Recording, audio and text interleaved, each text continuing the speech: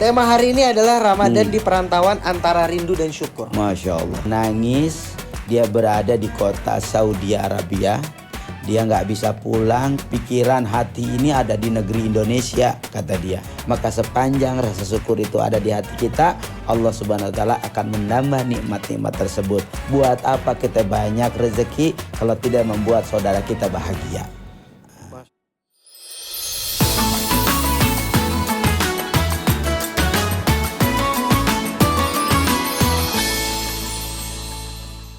Assalamualaikum warahmatullahi wabarakatuh. Sahabat Senyum Ramadan, kembali lagi bersama saya Ajay, tentunya dalam acara podcast yang sangat ditunggu-tunggu banget. Ada ilmu, ada saran, ada bagaimana kita menyikapi bulan Ramadan ini.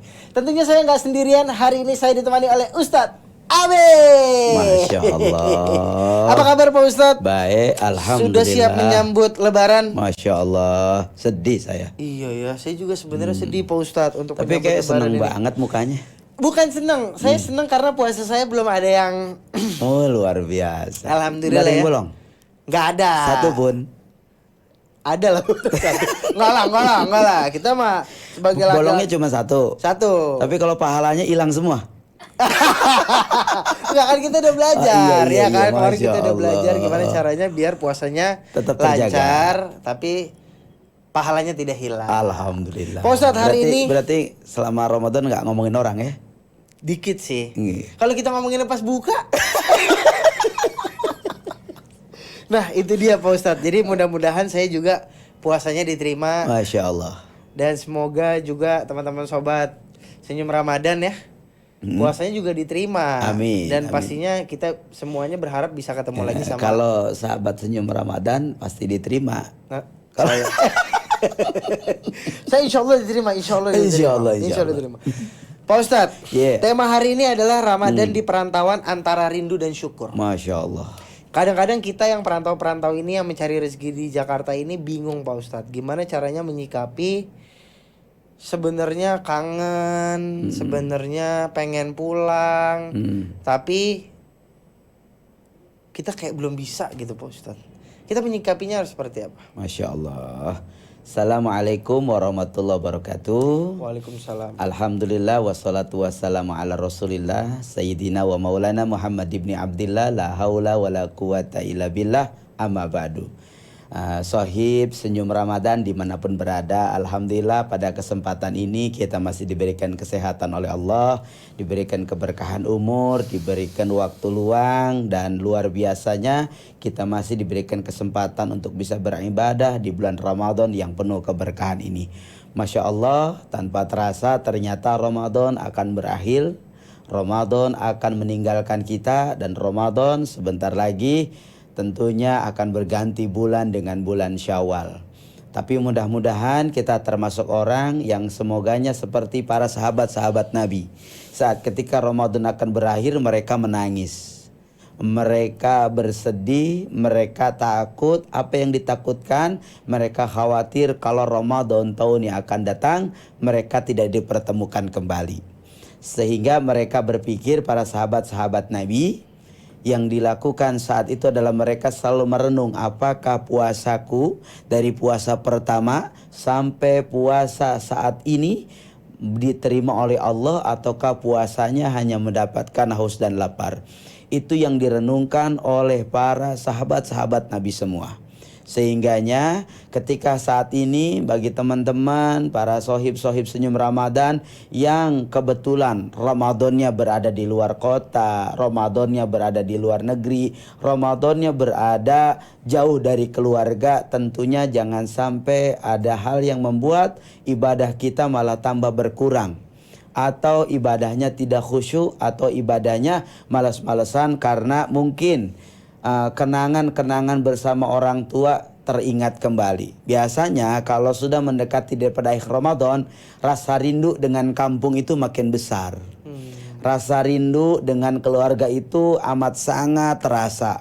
Bahkan kadang kepikiran saat ketika akan sedang berbuka. Biasanya kalau berbuka di rumah bersama keluarga sudah nggak harus cari-cari lagi menu berbuka, nggak cari-cari lagi makan. Kenapa? Karena sudah disediakan oleh orang tua. Betul. ya kan? Sudah Kangen, Pak Ustadz, kadang-kadang. disediakan makanan orang tua bikin kangen, Iya, iya, iya. kehangatan bersama berbuka.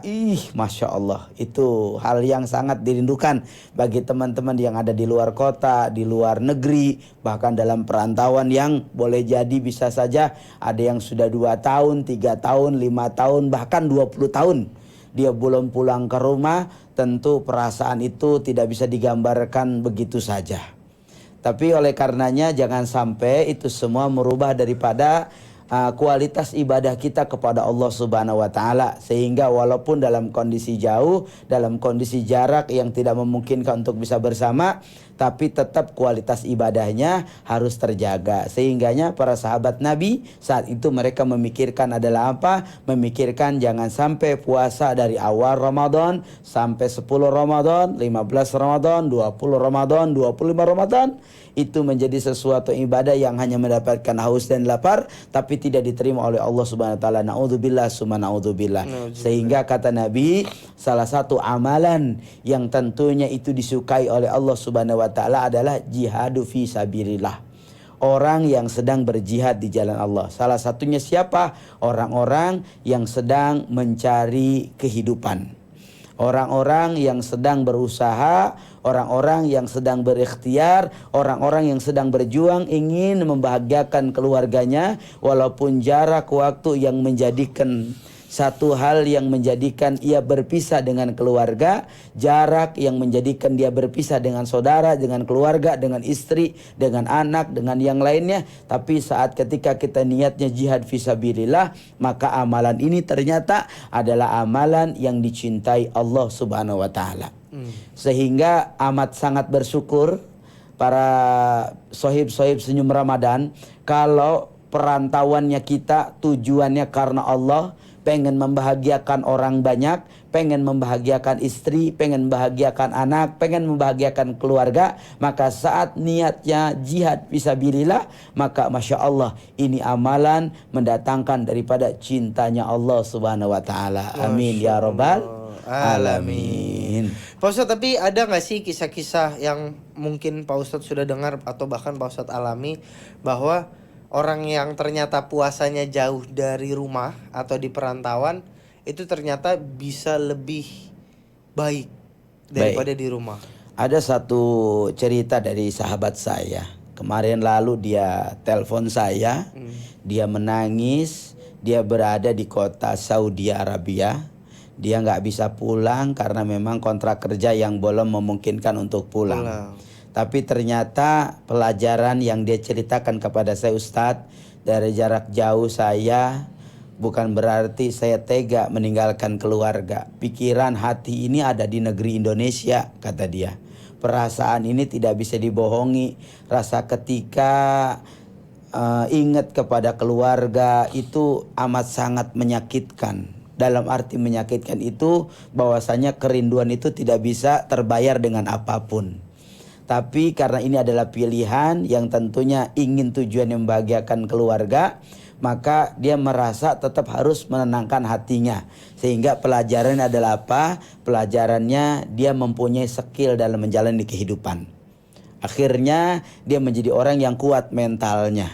Dia menjadi orang yang tahan banting, dia menjadi orang yang rajin, dia menjadi orang yang fokus terhadap pekerjaan, dia menjadi orang yang bagaimana tujuannya, dia punya cita-cita ingin membahagiakan banyak orang. Dan ini menjadi hikmah besar karena jarak jauh membuat hikmah dia menjadi orang yang bisa mensukseskan, membahagiakan, menyenangkan orang-orang yang dia cintai di kampungnya. Sehingga Masya Allah luar biasa. Dia sampaikan kepada saya, kesedihan itu ada Ustadz, tapi terbayar kesedihan itu ketika melihat orang tua saya senyum bahagia saat dia bisa beli sawah. Masya Allah. Masya Allah. Dia bahagia ternyata tetesan keringat yang dikeluarkan oleh seorang anak yang jauh ada di negeri timur sana, di Arab Saudi. Dia bekerja. Tiap hari dia kumpulkan uangnya, pendapatkannya dia kumpulkan. Saat dia transfer ke orang tuanya, lalu orang tuanya berikan sawah. Saat orang tuanya bilang, Alhamdulillah nak, dulu mah kita makan aja susah. punya beras saja nggak ketemu kata dia. Tapi hari ini Masya Allah nak, berkat barokah doa mama dan anakku tersayang mau bekerja untuk membahagiakan keluarga. Alhamdulillah sekarang kita sudah punya sawah 50 hektar, Masya Allah. Saking luar biasa fokus daripada dia bekerja. Kalau 50 hektar di kampung kan 200.000 semeternya bang. Iya benar. Ya kalau dikalikan 50 hektar ya masih kehitung lah. Nah ini luar biasa. Sehingga ternyata hikmah dari jarak jauh bukan menjadikan sesuatu yang membuat dia, sahabat saya ini, menjadi orang yang akhirnya lalai, menjadi orang yang akhirnya leha-leha, menjadi orang yang akhirnya tidak mau ngapa-ngapain. Ternyata hikmahnya malah ada skill dalam menjalani kehidupan. Dan ini dia tidak temukan kecuali dengan pelajaran hidup yang Allah berikan kepadanya. Sehingganya kata Nabi, kalau dia menjalani ikhlas, cucuran keringat bagi orang-orang yang bekerja. Kata Nabi nih, saat ketika orang bekerja, cucuran keringatnya membasahi seluruh badannya, maka malaikat menghitung cucuran keringat itu diganti daripada ampunan dosa dari Allah Subhanahu wa taala. Masya Allah. Makanya sebanyak keringat yang dikeluarkan oleh orang yang sedang perantauan, yang sedang bekerja, yang sedang mencari nafkah, yang sedang berusaha, sebanyak itu pula Allah menggugurkan dosa-dosanya. Maka besok kalau abang punya anak perempuan misalkan, ya, sampaikan sama anak abang, anakku nanti kalau kamu cari calon suami, cari yang keringatnya banyak. Agar bisa menggugurkan dosa-dosanya. Iya ya. Makanya dari itu mungkin kita kalau kerja di luar atau kita jauh dari perantauan ya, Pak Ustadz, mungkin kita harus punya mental dan keyakinan bahwa kita jauh dari rumah atau jauh dari orang tua, tapi punya tujuan untuk membahagiakan orang tua. Betul, punya tujuan hidup, punya planning yang jelas. Juga ini akan mengasah daripada kemampuan kita. Skill kita di mana nih? Ketika skill kita, karena manusia itu adalah Allah menciptakan sebaik-baiknya bentuk. Jadi dalam diri kita ini terdapat kemampuan yang tidak pernah dimiliki oleh makhluk lain. Sehingga ketika kita kembangkan, kita bangun, kita fokus, skill itu akan bisa diciptakan. Asal yang terpenting adalah apa? Ada kemauan dari diri kita. Oleh karenanya la yughayyiru ma biqaumin hatta yughayyiru ma bi anfusihim. Tidak akan ada perubahan pada diri seseorang kalau orang itu tidak mau merubahnya. Nah, ketika memang tujuannya ingin ada perubahan hidup, ingin ada menjadi lebih baik, ingin ada tujuan yang baik, tujuan karena Allah, tujuannya ibadah, tujuannya menjadi orang sukses, maka sepanjang ikhtiarnya sesuai dengan tujuannya, Allah akan mudahkan menuju kesuksesan yang diharapkan. Amin, amin, amin, amin, amin, amin. Tapi kalau sebaliknya Pak Ustadz udah jauh, puasa nggak pulang, nggak ngasih ke orang tua. Nah ini akhirnya khawatir kita yang ditakutkan demikian. Jangan sampai jauhnya kita kepada orang tua dengan usaha yang maksimal, tapi tidak mendatangkan manfaat apa-apa. Percuma kita punya duit banyak, percuma kita punya kerjaan banyak, percuma kita menjadi orang sibuk, percuma kita di perantauan, ternyata dari apa yang kita lakukan tidak punya manfaat apa-apa buat orang lain, maka ini mendatangkan sesuatu yang mafsadat, sesuatu yang tidak pernah mendatangkan daripada ridho Allah Subhanahu wa taala. Buat apa banyak rezeki kalau tidak mendatangkan cinta Allah? Buat apa banyak rezeki kalau tidak mendatangkan ridho orang tua? Buat apa kita banyak rezeki kalau tidak membuat saudara kita bahagia? Masya Allah. Jadi ingat, perlu. Ya, jadi kalau misalnya kita udah jauh, setidaknya punya tujuan untuk memberikan ke saudara, ke adik, ke kakak, atau bahkan ke orang-orang terdekat ya Pak Ustadz. Benar. Karena sebaik-baik daripada sahabat Nabi itu, sebaik-baik daripada umat Nabi, sebagaimana Nabi mengingatkan dalam hadisnya, khairun nas anfa'uhum linnas. Sebaik di antara kita siapa yang ketika kita hidup di dalam dunia ini, lalu bagaimana cara diri kita hidup mampu memberikan manfaat banyak buat orang lain. Masya Allah. Nah, artinya kita tidak pernah tahu, boleh jadi apa yang kita sedang siapkan, sedang fokuskan, sedang jalankan itu ternyata diharapkan oleh orang banyak di kampung kita. Minimal diharapkan oleh keluarga kita, apa yang kita sedang buat, apa yang sedang kita ikhtiarkan, maka akan ada sebuah kepuasan.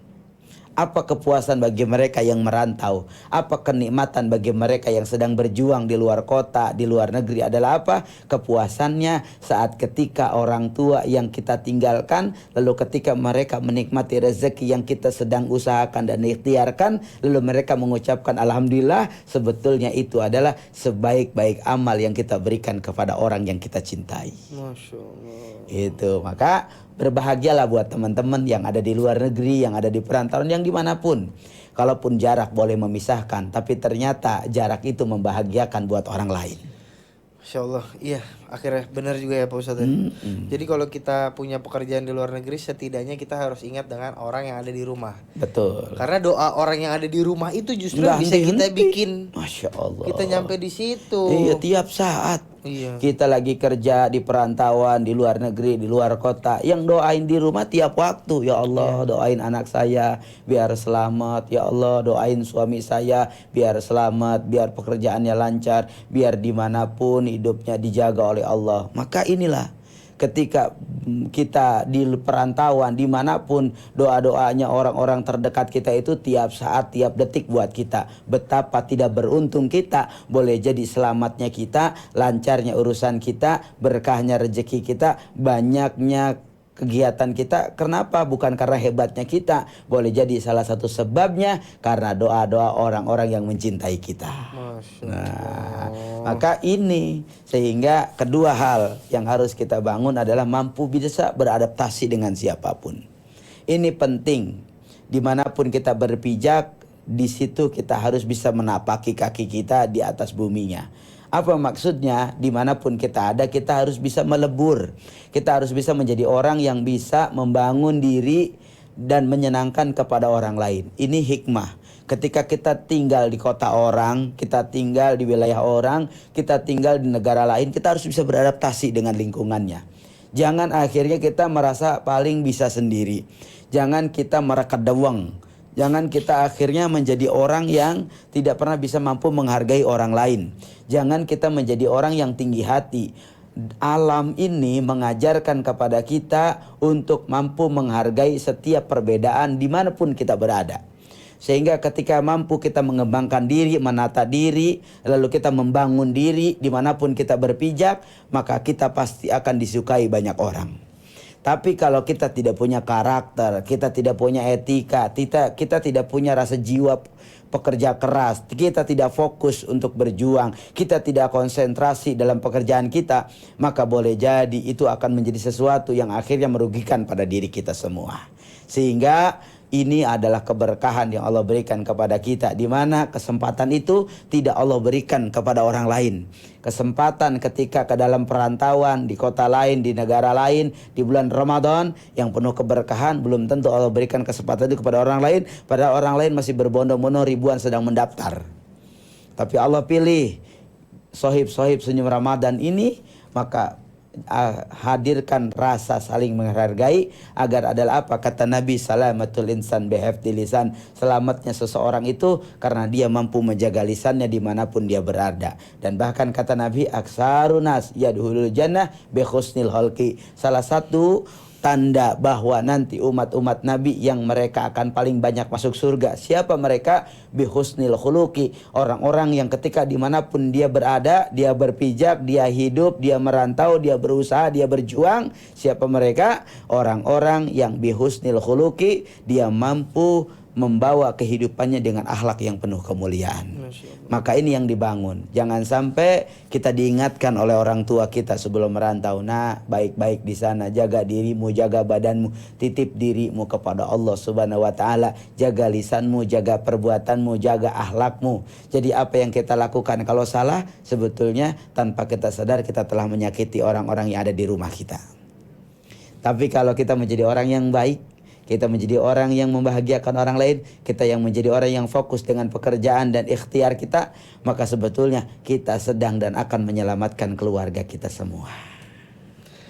Masya Allah, ini cukup menarik ya kali ini ya. Menarik Jadi buat sekali. teman-teman yang lagi ada di luar kota, bahkan luar negeri, kalau nonton ini jangan sampai melakukan hal-hal yang memang tidak diinginkan ya Pak Ustadz. Betul. Harus diingat sekali nih dari mana tempat kita berasal. Betul. Tapi Pak Ustadz kadang-kadang kan kita gini ya, kalau kita di perantauan ini contoh kasus saya aja. Oh, pernah merantau? Pernah merantau Di mana? dari Jakarta ke Bali. Bagaimana perasaan itu? Pas Jauh. masuk, terus perasaan yang terjadi dalam diri seperti apa? Ada pernah merasa kesedihan? Ada Pak. Kayak apa itu? Saya merasa kesedihan kalau memang momennya lebaran kayak gini ya. Saya pertama harus jauh, terus sahur sendirian. Oke. Terus buka puasa juga kadang-kadang sendirian kan. Ada rasa kangen sama orang tua? Oh kangen banget. Sampai kebayang? Iya. Sampai kedenger suaranya? Sampai meneteskan air mata. Ada momen yang nggak bisa dilupain? Betul. Apa tuh? Momen pada saat di Bali atau momen sama orang tuanya? Saat di Balinya dulu.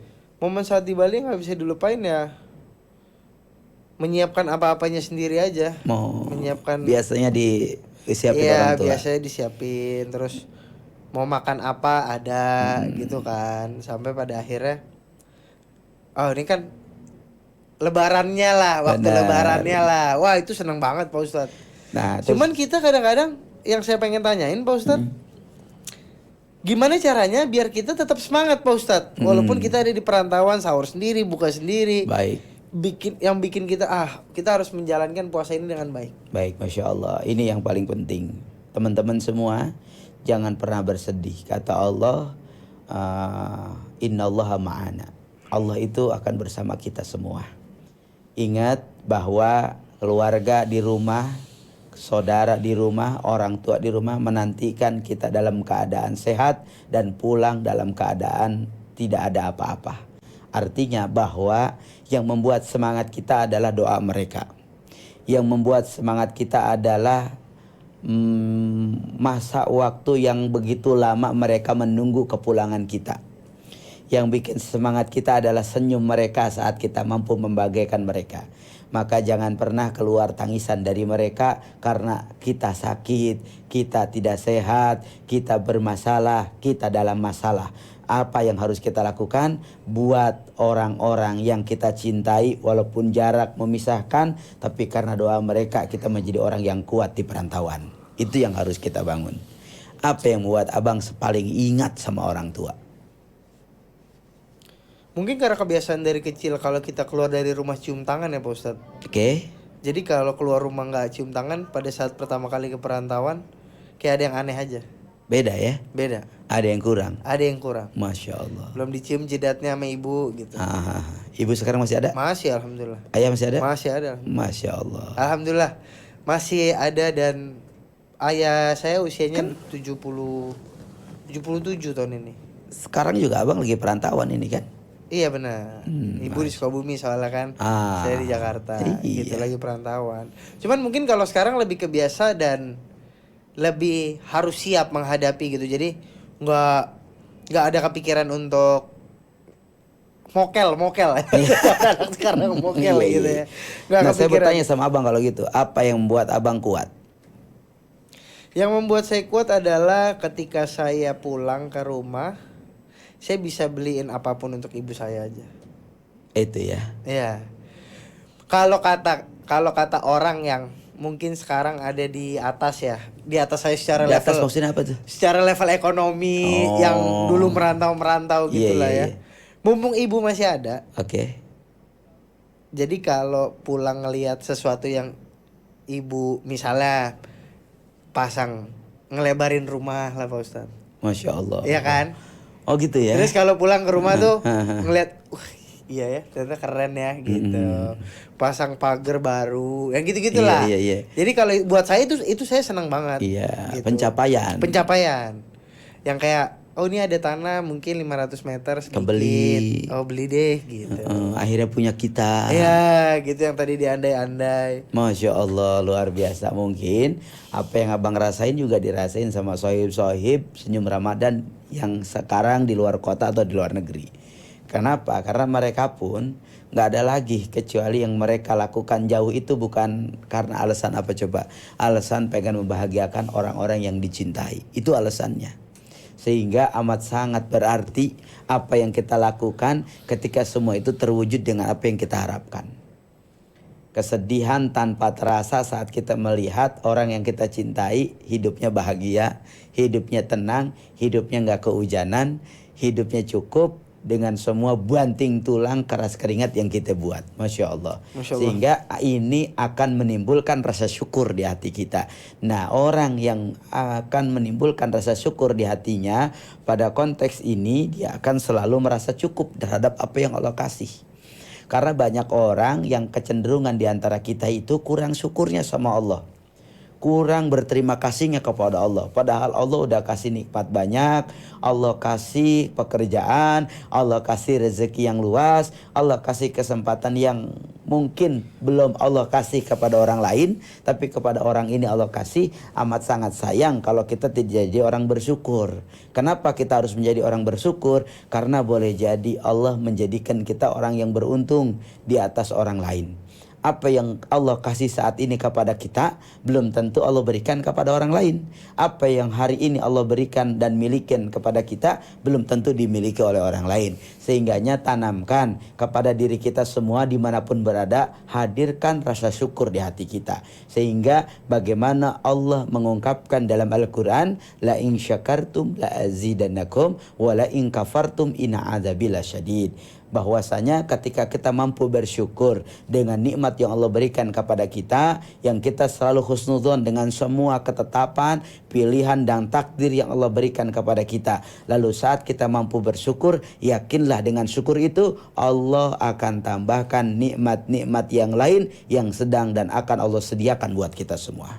Tapi kalau kita menjadi orang yang kufur, menjadi orang yang tidak bersyukur, menjadi orang yang selalu merasa kurang, dan menjadi orang yang selalu merasa ketakutan dengan rezeki yang Allah berikan kepada kita, lalu kita ketakutan kurang ketika kita bagi kepada orang lain, maka sesungguhnya orang ini sedang dan akan mendapatkan azab yang sangat pedih dari Allah Subhanahu wa taala.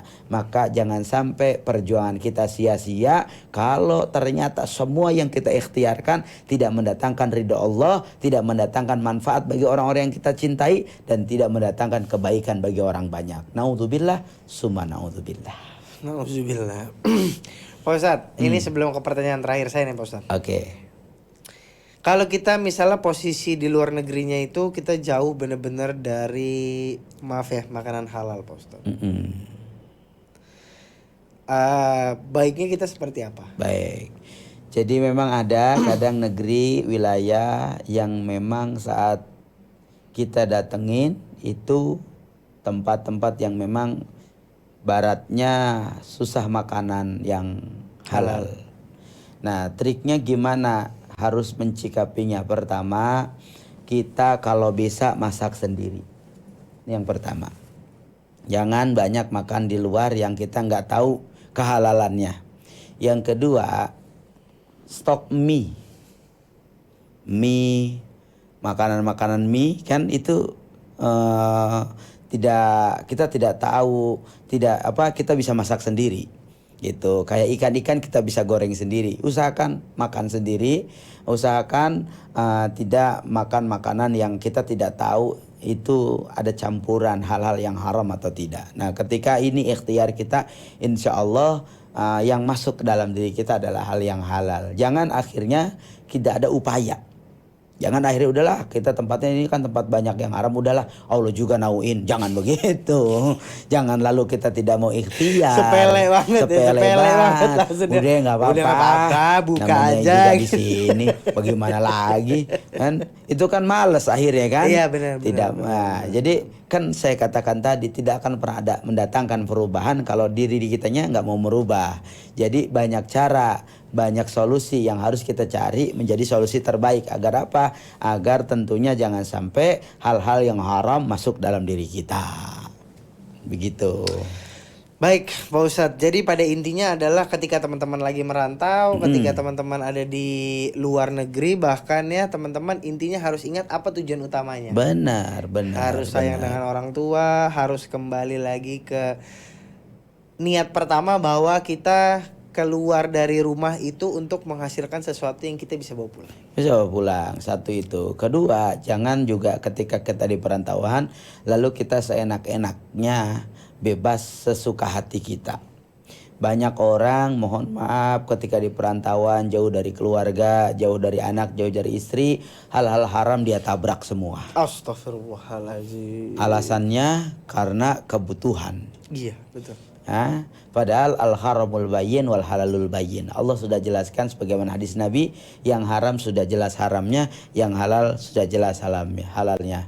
Itu. Jadi jangan sampai cari barang subhat yang belum ketahuan halal dan haramnya. Pak Ustadz, kalau begitu dijaga. boleh kasih kita satu ayat di tema kita hari ini, Pak Ustadz? Masya Allah, tabarakallah. Terima kasih banyak teman-teman semua. Mari sama-sama kita bangun rasa syukur kita, sehingga mudah-mudahan dari rezeki yang Allah ikhtiarkan, yang Allah kasih kepada kita, dan yang kita ikhtiarkan menjadi sesuatu hal yang mendatangkan cinta Allah buat kita semua. Orang yang jihad fisabilillah, orang yang dicintai oleh Allah. Mereka yang bekerja dengan rasa syukur, sebagaimana kata Allah dalam keterangannya, la in syakartum la azidanakum wa la in kafartum inna adzabi lasyadid. Maka sepanjang rasa syukur itu ada di hati kita, Allah Subhanahu wa taala akan menambah nikmat-nikmat tersebut. Tapi saat ketika kita kufur, kita lupa sama Allah, kita tidak berterima kasih kepada Allah, tidak berterima kasih kepada manusia, dan tidak punya manfaat kepada orang lain, maka azab Allah pedih dan akan menunggu kita semua. Terima kasih banyak Pak Ustadz. Jadi intinya adalah semakin rasa syukur itu ada di dalam diri kamu, insya Allah Allah akan tambah nikmat Betul. yang ada di dalam hidupmu. Betul. Pak Ustadz, terima kasih banyak. Sama-sama. Sampai kita berjumpa di episode berikutnya. Sahabat Senyum Ramadan, terima kasih banyak yang sudah nonton. Pantengin terus podcast Senyum Ramadan karena tiap episodenya masih banyak sesuatu yang luar biasa dan tentunya unik dan kita bisa pelajari sama-sama. Betul. Terima kasih. Assalamualaikum warahmatullahi wabarakatuh. Waalaikumsalam warahmatullahi wabarakatuh.